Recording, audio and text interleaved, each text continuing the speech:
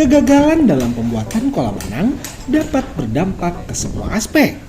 Tidak hanya sekedar ke ketahanan kolam renang Anda, aspek dari waktu dan biaya juga pastinya akan terkena dampaknya.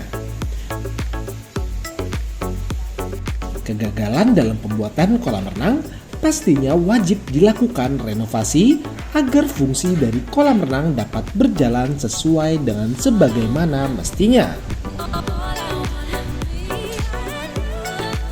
Dan di sini kami akan menampilkan sebuah awal proses renovasi dalam gagalnya pembuatan kolam renang.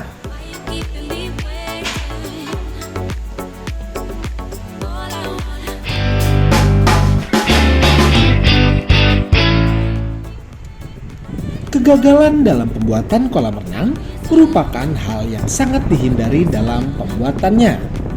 Biasanya, kegagalan dalam pembuatan kolam renang paling sering dijumpai terkait beberapa hal, seperti bocornya konstruksi, tidak sikunya konstruksi, tidak sesuainya jalur sirkulasi, dan pemilihan material yang tidak sesuai. Dan dalam kesempatan kali ini, kami dari tim di Multipool diberikan kepercayaan oleh konsumen kami yang berlokasi di daerah istimewa Yogyakarta untuk melakukan renovasi kolam renangnya yang memiliki semua masalah tersebut.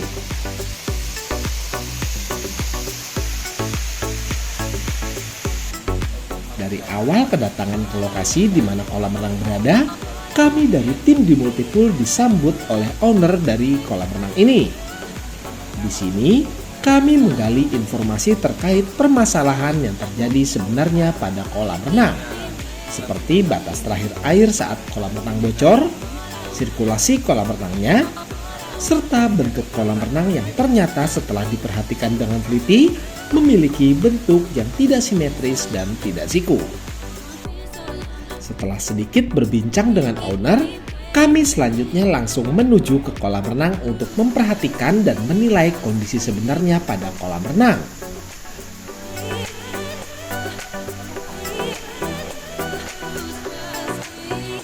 Pada kondisi ini, kami juga melakukan pengukuran ulang kolam renang. Setelah sedikit berkoordinasi dengan tim yang ada, kami akhirnya mengetahui permasalahan yang terjadi pada kolam renang ini. Setelah dilakukan pengecekan lebih lanjut, di sini sudah jelas ada masalah di konstruksi kolam renang sehingga menyebabkan kebocoran kolam renang sehingga level air terus-menerus turun dan berkurang. Lalu, bentuk kolam renang yang tidak siku dan presisi menjadi permasalahan konstruksi yang kedua. Karena di sini terlihat jelas pada pemasangan pelapis bagian lantai dari kolam renang mengalami kemiringan. Dan tidak hanya itu, permasalahan konstruksi yang selanjutnya adalah perihal pemilihan pelapis kolam renang. Pelapis pada kolam renang ini menggunakan material batu alam candi, di mana pada batu ini memiliki pori-pori yang terlalu besar, sehingga lumut pun dapat dengan mudah masuk ke sela-sela terdalam dari batu candi tersebut. Mungkin memang akan sangat cantik jika kolam renang dengan menggunakan pelapis batu alam. Akan tetapi, pemilihan jenis batu pun perlu diperhitungkan dengan matang agar permasalahan minor seperti ini tidak terjadi.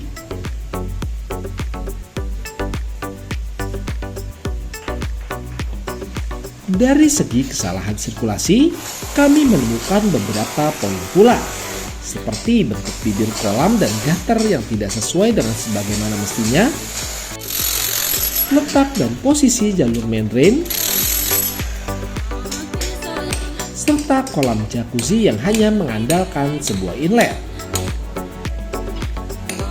Karena seperti yang kita ketahui, fungsi dari jacuzzi adalah sebuah kolam pijat di mana di dalamnya Anda akan direlaksasi oleh semburan air yang cukup kuat. Dan jacuzzi pada kolam ini hanya mengandalkan inlet sebagai alat untuk menghasilkan semburan tersebut. Karena yang kita ketahui, inlet adalah sebuah alat yang digunakan sebagai jalur masuk sebuah air yang telah disirkulasi oleh filter. Dan hal tersebut tentunya akan sangat jauh berbeda dengan varijet yang memang digunakan untuk menghasilkan semburan air yang cukup kencang untuk menghasilkan pijatan pada tubuh Anda. Dan dengan permasalahan-permasalahan yang terdapat pada kolam renang ini, lalu selanjutnya apa yang sebenarnya akan tim di Multipool lakukan? Urutan pertama dari proses ini adalah dengan melakukan pengupasan batu alam sebagai pelapis dari kolam renang. Pengupasan pelapis dari kolam renang ini tidak menyisakan sedikit pun. Seluruh sisi baik dinding, lantai, tangga, dan jacuzzi kami kupas semua.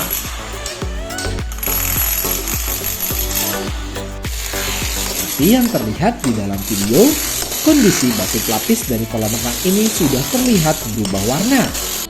Di sini membuktikan bahwa memang batuan jenis ini kurang cocok jika dijadikan sebagai pelapis kolam renang yang dalam kondisinya akan terus terendam air. Selain hal itu, ada beberapa peralatan lain dalam kolam renang yang mengalami perubahan warna. Contohnya, seperti mika pada lampu kolam renang.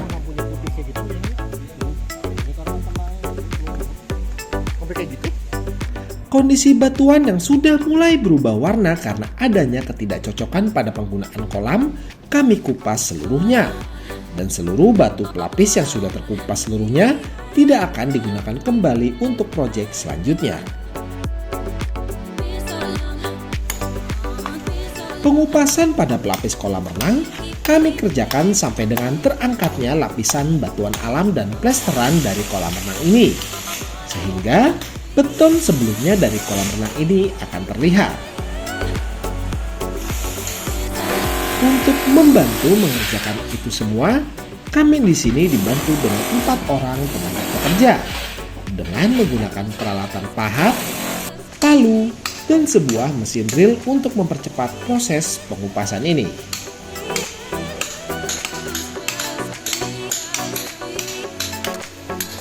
Setelah pengupasan selesai dikerjakan, selanjutnya akan ada proses-proses yang perlu dikerjakan dalam pengerjaan renovasi kolam renang, seperti melakukan pembersihan ulang, pembuatan jalur sirkulasi baru baik untuk kolam renang atau untuk jacuzzi, penambahan beton, pelapisan waterproofing, dan terakhir adalah pelapisan kolam renang kembali. Dari segi desain kolam renang ini pun nantinya akan berubah dan tidak akan sama persis dengan bentuk kolam renang sebelumnya. Untuk perbedaannya terdapat di adanya penambahan kolam khusus anak tanpa harus menghilangkan jacuzzi. Dan inilah dia desain yang kami ajukan kepada konsumen kami sesuai dengan permintaan.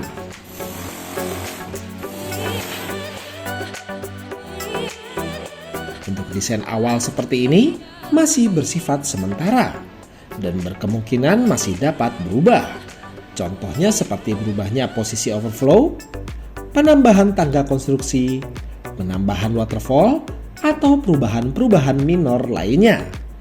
Hal ini pastinya patut kami diskusikan kembali dengan konsumen agar dapat menghasilkan kolam renang impian yang sesuai. Lalu, bagaimana menurut Anda semua? Ternyata merenovasi kolam renang sesulit dan serumit itu, bukan? Jika kolam renang bocor, bukan hanya sekedar mengupas lalu sekedar menambal bagian yang bocor saja. Itu baru bocor. Bagaimana jika ditambah dengan sirkulasi yang tidak sesuai sehingga sangat sulit menghasilkan air yang jernih?